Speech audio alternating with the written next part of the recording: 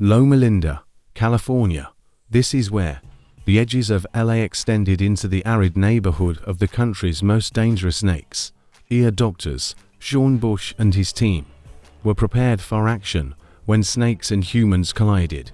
It was early May, and as the hot summer wind began to blow across the desert, the snakes were on the move, and bite season was about to take off.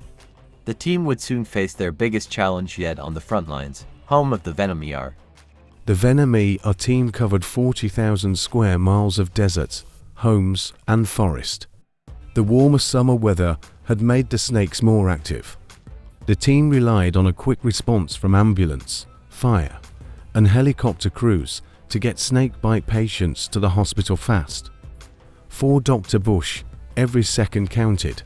From the moment venom was injected, destruction started to occur. It digested tissue and interfered with blood clotting.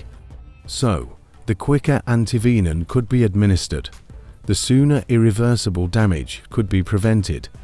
Dr. Bush emphasized the urgency by saying that time was tissue and recommended using helicopters, mixing antivenin early, and getting into medical care as quickly as possible. The San Bernardino Sheriff's Air Division had helicopters dedicated to field rescues. Many local medics offered their services to the Sheriff's Air, and Sean had decided to join so that he could reach his snake bite patients more quickly. Although he would be a medic in the air, he needed to be as fit as a police cadet on the ground.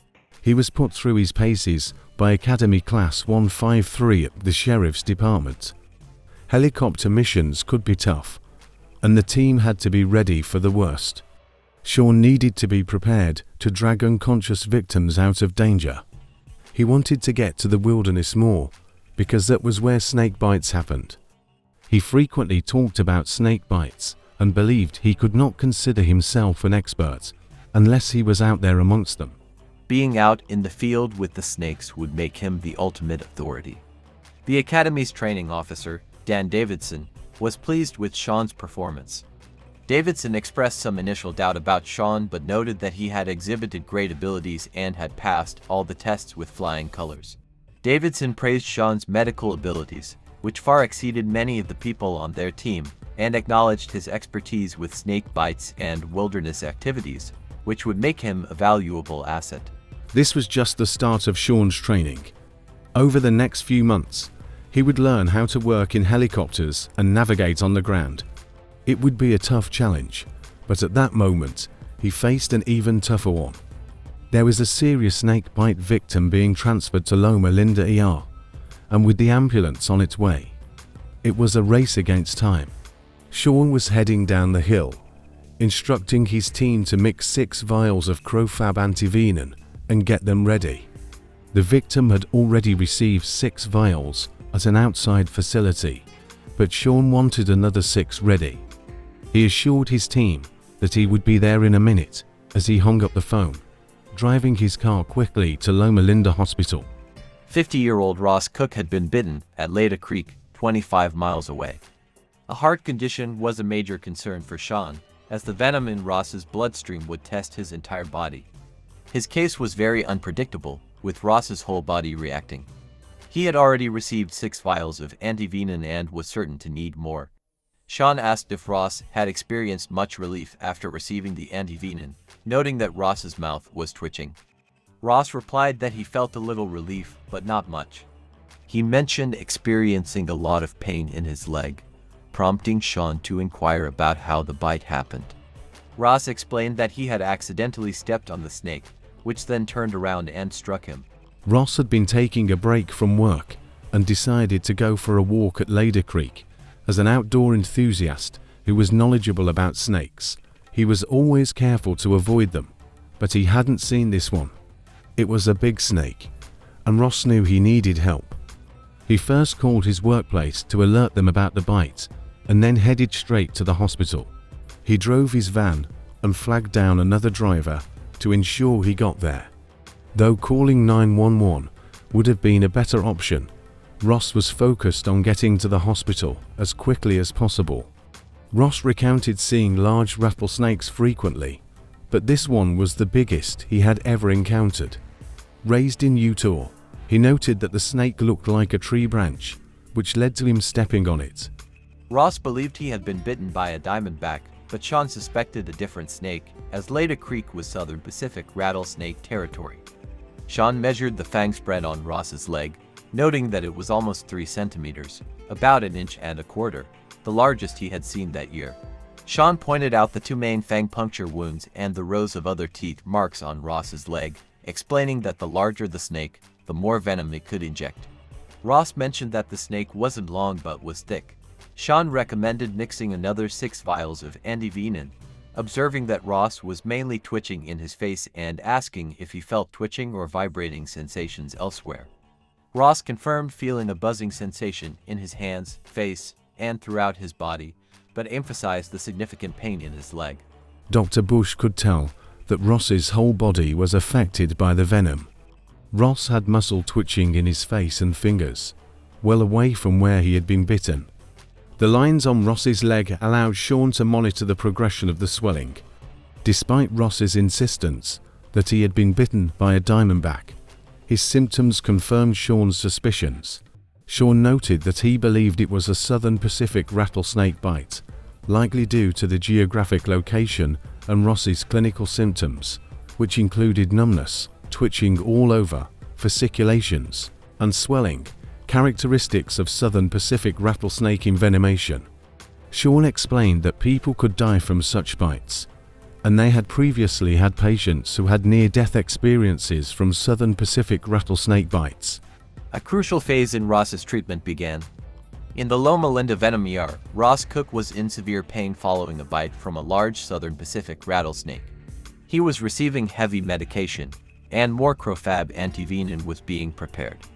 Mixing Crofab had to be done correctly, a task managed by the team under Dr. Sean Bush's guidance. Sean demonstrated the proper method, swirling the antivenin gently, noting that it should be stirred, not shaken. It took 30 minutes for the solution to be ready, and the intravenous infusion took about an hour. So far, Ross had received 12 vials, with a strong chance that he would need even more. Ross's family was on their way to the hospital, and all the medical team could do was watch and wait. The ER team handled hundreds of patients daily from all over the county. San Bernardino Sheriff's Air had just brought in another snake bite case for their new team member in training, Dr. Bush. Andrew Chavarria had been bitten on the thumb while trying to protect his daughter during a picnic. Dr. Jeff Grange, another ER doctor who volunteered for Sheriff's Air shifts and had 8 years of experience, brought Andrew to the ER and left him in Dr. Bush's care. Andrew had made the mistake of trying to move the snake instead of the children. He should not have gone near it, let alone picked it up. Dr. Bush observed a small blister and measured the fang marks, noting they were about 1 centimeter apart, indicating a relatively small snake. He asked Andrew if it hurt up his arm, and when Andrew confirmed the pain, Sean explained that the venom was traveling up the lymphatic system, indicating a Southern Pacific rattlesnake bite. Sean pointed out that Andrew's thumb was twitching, a telltale sign of the venom's effects. With 6 different snake species in the area, seeing the snake that caused the bite greatly aided Sean in diagnosing and treating the bite. A fridge was no place for a snake, but fortunately, Sean knew what to do and understood the importance of not handling the snake directly. A fellow medic asked Sean what kind of snake it was, to which Sean responded that it was definitely a Southern Pacific rattlesnake. He then sealed the 2 jars holding the snake with tape, commenting that he suspected this type of snake because the patient, Andrew, was showing symptoms consistent with a Southern Pacific rattlesnake bite.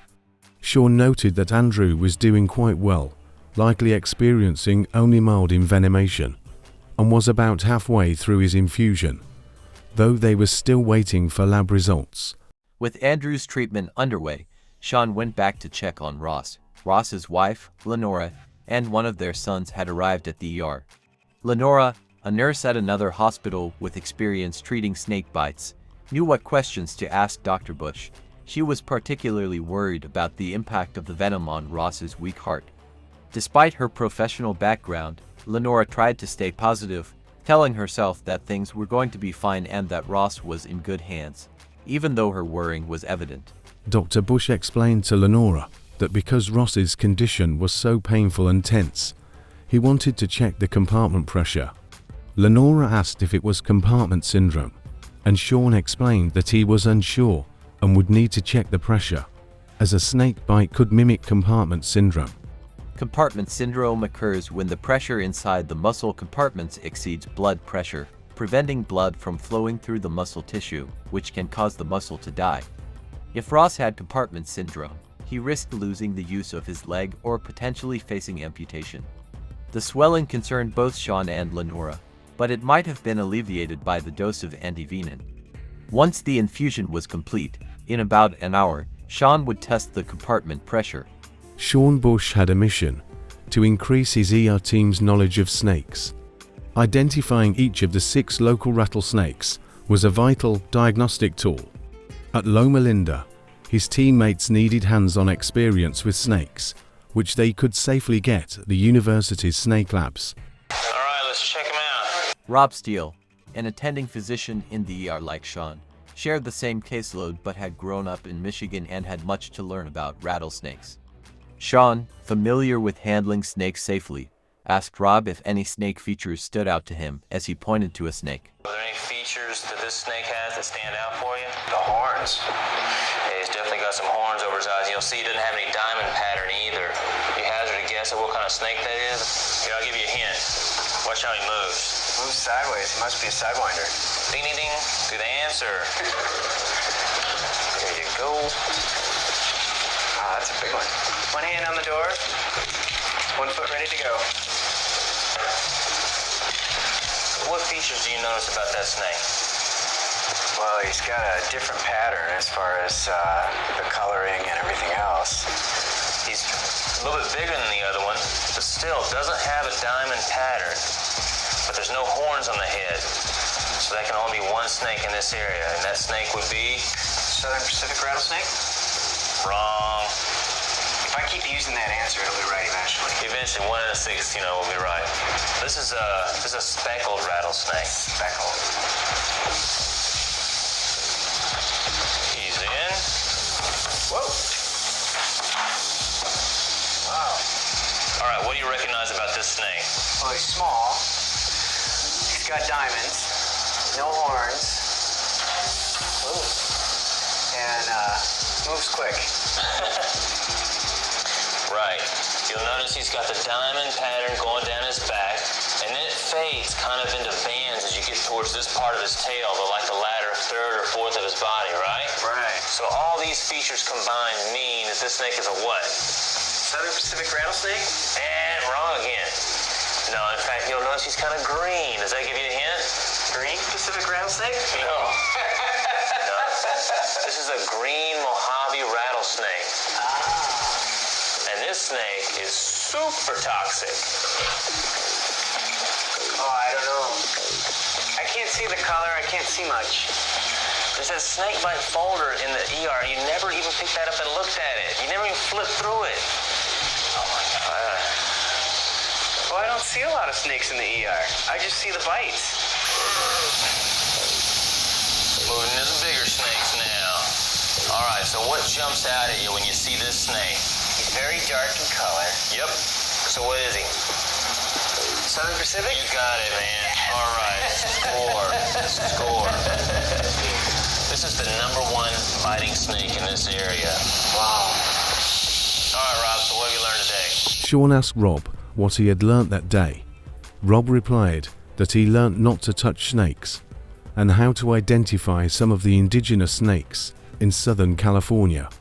Sean, pleased, asked if this meant he wouldn't have to come down the hill for every snake bite. Rob, smiling, replied, I'll probably still call you. Rob had a long way to go, and his classes would continue. He had learned to identify the deadly Southern Pacific rattlesnake, but the team was about to encounter another dangerous snake he had just seen. Dusk was a particularly busy time in the Venom ER. The temperature had been over 100 degrees during the day, and as it cooled down, the snakes came out. Dr. Bush received news of a 7-year-old boy being airlifted from the high desert. He mentioned that it could be a Mojave rattlesnake, which could be serious as its venom attacks the body's nervous system, Dr. Bush then walked out of the ER to receive the approaching helicopter. When the helicopter landed, Dr. Bush greeted the young boy and asked him how he was doing. The paramedic introduced Dr. Bush to Kyle, informing him that there were fang marks on Kyle's middle finger and that the snake had struck from under the porch, so Kyle hadn't seen much of the snake. Since there wasn't room for his parents in the helicopter, Kyle Hardin had been brought in alone, which was a scary experience for a 7-year-old. He was taken straight to the pediatric emergency room and placed under the care of Dr. Jim Moynihan, who was trained to work with children and gently coaxed information from Kyle to assist Dr. Bush in making a diagnosis. Kyle explained that he had been playing with his dog, which had gone under the house, so he reached in to grab it, and that's when the snake bit him.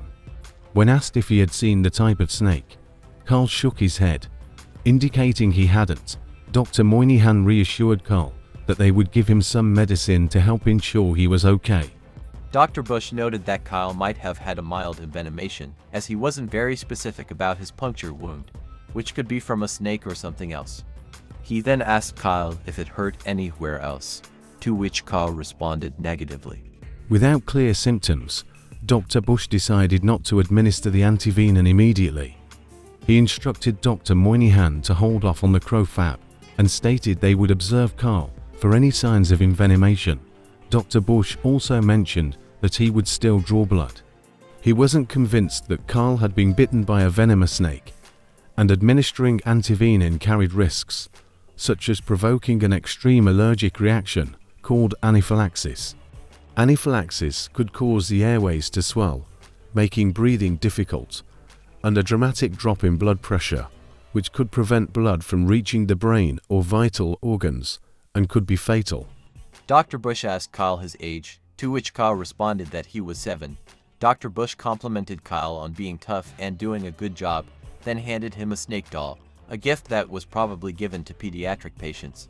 Christine McLaughlin was a child life specialist. She looked after Kyle until his parents arrived. She explained what the doctors were doing and had read with him to ensure Kyle didn't get too scared.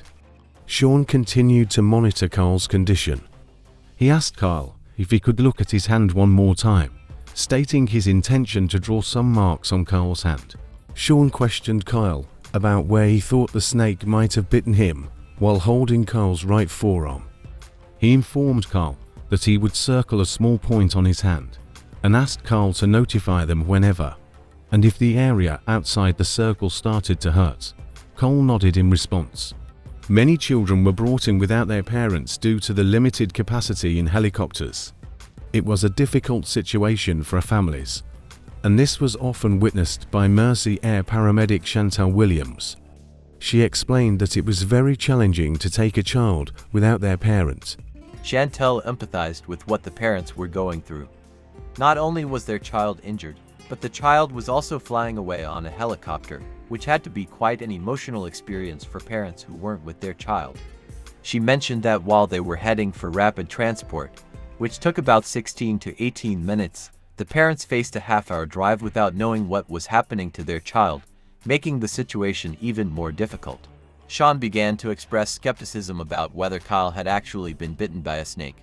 He considered several possibilities, including the likelihood of a dry bite or a bite from a non-venomous snake, noting that Kyle had absolutely no swelling and no evidence of envenomation. Sean referenced medical literature which recommended observing patients for at least 8 hours to ensure there was no progression of envenomation. He concluded that if Kyle showed no signs of progression, they would just let him go. Meanwhile, it had been 7 hours since Ross was bitten. His wife, Lenora, felt anxious, but tried not to show her worrying in order to avoid distressing Ross. He had finished his second dose of antivenin, having received 12 vials, yet he didn't seem to be getting any better. The venom was still circulating through his bloodstream. Before measuring the compartment pressure in Ross's leg muscle, Sean needed to check the swelling. He observed the progression and poked Ross's thighs to ask if it hurt. Ross confirmed the pain. Sean noted a little bit of progression and pointed out a purple-bluish bruise, explaining to Lenora that there would likely be more bruising along the lymphatic system, from Ross's ankles up to his thighs. Despite receiving a lot of medication, Ross was still in serious pain. He was about to start his third dose of antivenom, which would bring his total to 18 vials, whereas most snake bite patients only needed 12. Sean advised Ross to relax. Lenora tried not to show her fears to Ross or their two boys, ensuring they knew everything would be okay. She drew on her training as a nurse, understanding that showing too much fear could cause others to feed off that fear.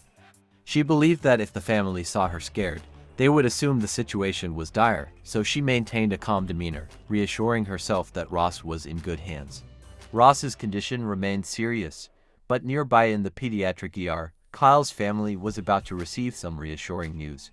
Kyle Hardin's mom, dad, and sister had finally arrived after a long drive from the desert.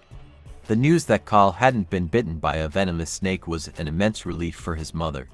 She expressed how difficult it was to deal with the situation, knowing that a venomous snake could have taken her son's life quickly if he hadn't received prompt medical attention. She acknowledged the challenges of living in a remote desert area where medical help could be hard to access and shared her efforts to keep both herself and Kyle calm during the ordeal. She concluded with a sense of joy, feeling relieved and hopeful. Sean reassured Kyle's parents that Kyle seemed to be fine. He didn't appear to be showing any signs of envenomation. Sean explained that they would watch Kyle a little longer to ensure there was no progression, and if he continued to do well, they would let him go. Another patient nearing the end of his treatment was Andrew Chiveria. Sean asked Andrew how he was doing and sought permission to turn on a light. Andrew responded affirmatively. Sean inquired about Andrew's feelings, to which Andrew replied that he felt tired. Sean mentioned that he had heard about some additional swelling and asked Andrew to confirm. Andrew responded that there was indeed more swelling. Sean had anticipated that it would swell a bit more but asked if the pain was under control. Andrew confirmed that it was. Sean examined Andrew's arm, noting some bruising and swelling. He explained that the venom traveled up the lymphatic system and observed a blister that had grown larger. Sean reassured Andrew that they would leave the blister intact as it served as a natural dressing and would fall off in a few days. He planned to give Andrew another dose of antivenom and indicated that Andrew could probably go home shortly after that. Andrew agreed with the plan. However, there was no chance of Ross going home at that moment. He was resting with no signs of improvement.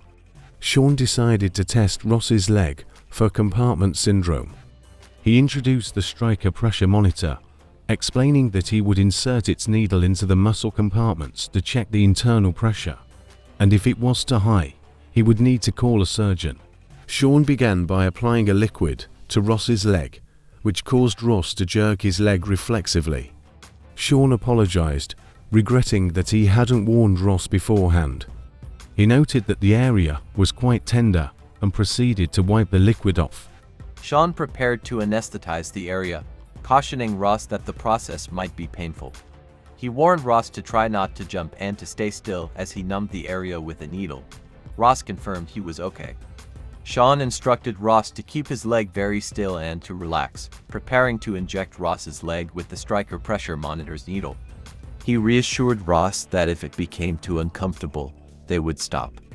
The needle was 2.5 inches long and as thick as a toothpick.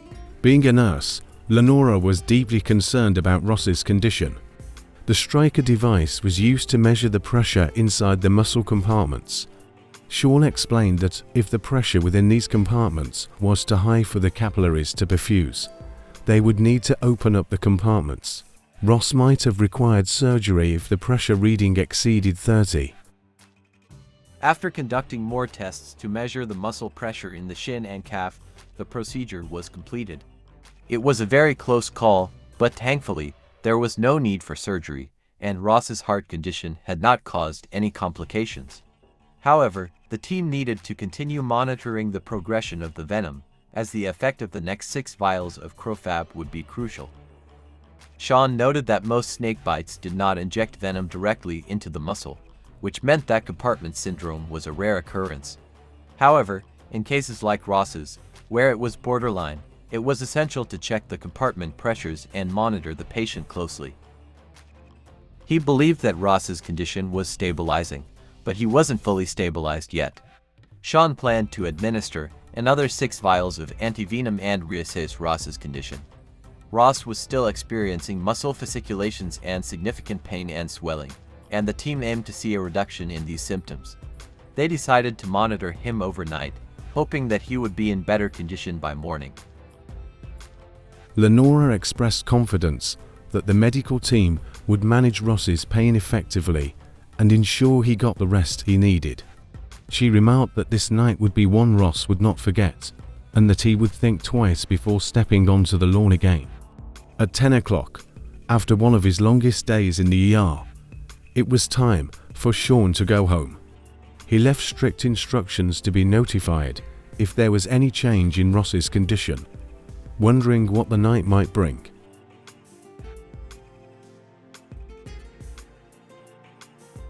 The following morning, Ross's condition had deteriorated significantly. Sean was called overnight and informed that Ross had suffered multiple strokes as a result of the snake bite. He was quickly transferred from the ER to the intensive care unit and placed on a life support machine. Throughout the night, Sean and his fellow consultants discussed the best course of action. The strokes were entirely unexpected. Despite continuing with his course of antivenom, having now received 36 vials, Ross's condition worsened. Sean explained somberly that Ross appeared to have had multiple strokes. Although his heart was functioning, clinically, Ross was in a worse state. His entire right side was paralyzed, he was in a coma, and he was on a ventilator, showing no signs of responding. Throughout the day, Ross underwent CAT scans and MRI scans to assess the extent of the damage to his brain. The medical team faced a dilemma. Southern Pacific rattlesnake venom typically thins the blood, yet Ross had blood clots in his head. While some strokes could be treated by thinning the blood and dissolving the clots, both the venom and the antivenom made this procedure too dangerous. Dr. Bush had never encountered this situation before, and there were no other case studies to guide him. He expressed his concern, noting that it was a personal matter for him. This was his specialty, and despite feeling that he was doing everything he could for Ross, there was no response, and he worried that Ross might not even survive. Ross's condition continued to deteriorate. His lab results showed blood in his urine, indicating a potential risk of kidney failure. Sean needed more information and asked over the phone whether Ross's urine had turned dark or appeared bloody or cola-colored. The intensive care unit kept him updated with developments, and when informed that Ross's urine was pinkish and bloody, Sean expressed his concern about myoglobinuria. He mentioned that Ross could be experiencing kidney shutdown and instructed the team to keep a close eye on the situation. Sean further explained that it seemed like Ross was having more complications. He noted that the CK levels were very elevated, which indicated rhabdomyolysis. This condition occurs when muscles rupture, leaking their contents into the bloodstream, which can then flood and clog the kidneys, potentially leading to kidney failure. By then, Ross's urine had turned dark as his body tried to clear the myoglobin out of his system. Sean emphasized the need to provide Ross with lots of fluids and to monitor his kidney function closely. Ross was now fighting for his life in the intensive care unit. Senior registered nurse Joanne Oakley was looking after him and was stunned by what had happened. She reflected on how Dr. Bush and his family were all praying for Ross at home, hoping for a miraculous recovery. Joanne noted that they had seen cases where individuals who were not expected to wake up or who were believed to have severe neurological or brain deficits managed to recover. It didn't happen often, but witnessing it a few times made her a believer. By Sunday evening, there was little more that the doctors could do. They had tried every available treatment using all the resources of the high-tech hospital. Ross had received 42 vials of antivenom. His family had been at his bedside throughout the ordeal and were now faced with a dreadful decision, whether or not to turn off life support. The doctors had informed them that there was no chance of Ross ever leading a normal life again. Dr. Bush expressed his thoughts on Ross's treatment with a heavy heart. He believed that Ross had received state-of-the-art treatment for the snake bite, involving a variety of specialists such as neurologists, neurosurgeons, and intensivists. Despite having the best care available, the team couldn't save him. Dr. Bush noted that there was still a chance Ross could recover, but each day made the prognosis look grimmer. He feared that Ross would either die or suffer from permanent disabilities, potentially being unable to move his right side, speak, or communicate. Dr. Bush hoped for some recovery but admitted uncertainty about the outcome.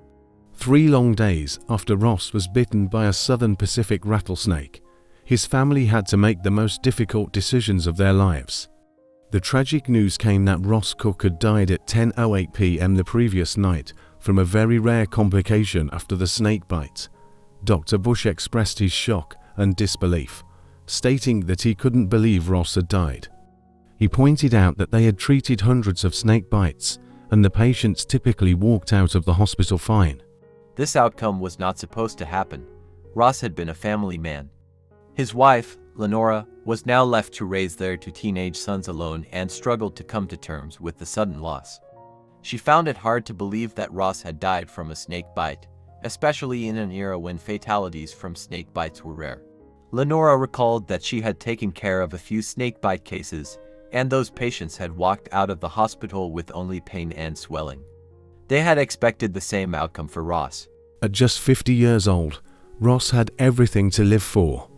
The decision to turn off the ventilator was heartbreaking. Lenora reflected on their discussions about such situations and felt grateful they had talked about it. Ross had even discussed death with his children, stating that if he ever needed life support and couldn't recover to 90 to 100% of his capabilities, they shouldn't prolong his life.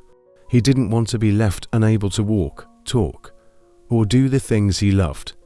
Lenora and their boys, along with Ross's sister, decided together on that Sunday to let Ross go. In the United States, deaths from snake bites are rare, but victims often come close. Ross's story serves as a stark reminder of the power Venom holds, capable of turning an innocent afternoon walk into a family's sorrow. Dr. Bush reflected on how each case shaped his approach to future patients. He felt that Ross's case, in particular, would influence how he treated the next patient with a snake bite. It was a humbling experience that reminded him that, despite having all the tools and resources to help someone, sometimes there was nothing they could do to save them. Sadly, Dr. Bush believed there was nothing more they could have done to save Ross. Lenora hoped that something positive would come from Ross's death, and that his story would serve as a warning to others living on the edge of the desert, at the Venom front line. She wanted people to be aware of their surroundings, sharing her own experiences where she often didn't notice dangers until they were almost upon her. Lenora emphasized the importance of being smart and educating oneself, noting that warnings exist for a reason. She cautioned against the mindset of thinking, "It won't happen to me," a tendency many people have. Lenora's closing words carried a weight of wisdom and urgency, underscoring that such incidents can indeed happen to anyone. To Ross Cooke's family and friends, as you reflect on the more than 20 years that have passed since his untimely departure, take solace in knowing that his story has not only touched many lives, but has also contributed significantly to increasing awareness and safety in the face of nature's unpredictability. His legacy lives on in the lessons learnt from his experience, which continue to guide and protect others in similar situations. Ross's courage and the love he shared with his family remind us all of the preciousness of life and the importance of vigilance and preparedness. His story serves as a powerful reminder of the need to respect our surroundings and to be ever mindful of the beauty and dangers of the natural world. May the memories of his strength and spirit bring you comfort, and may you find peace in knowing that his life had a profound impact, inspiring others to be cautious and informed. His legacy is a testament to the enduring power of a life lived with love and bravery. May he continue to rest in peace, and may his memory be a blessing and a beacon of hope and safety for all who knew him and those who have been touched by his story.